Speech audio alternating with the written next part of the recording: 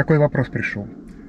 Согласно статистике Всемирной организации здравоохранения, каждые 45 секунд в мире совершается один суицид.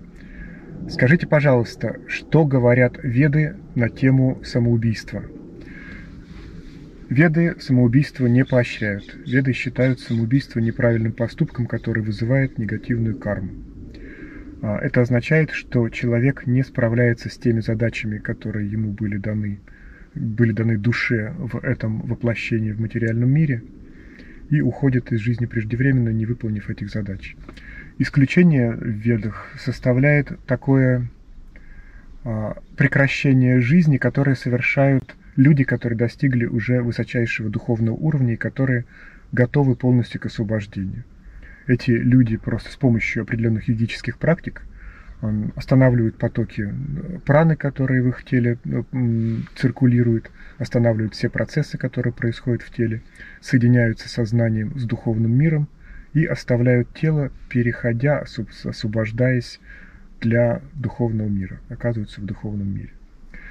Что касается, часто довольно спрашивают о том, как же быть тогда с требованием для жен идти в погребальный костер своего мужа. Это на самом деле здесь имеет место искажение в эпоху Кали того, что на самом деле существовало в более светлой эпохе.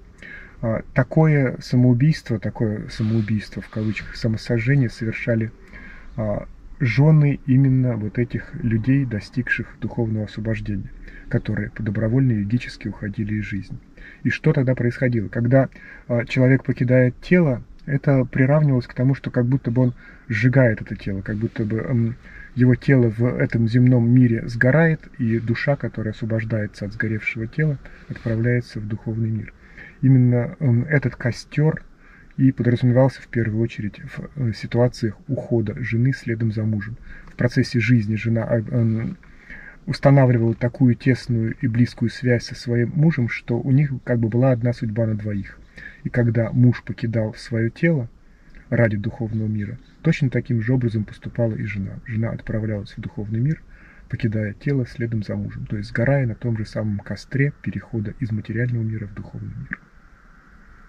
Вовсе не идет речь о таком вот героическом или не очень героическом прыгании в физический костер следом за своим физическим мужем.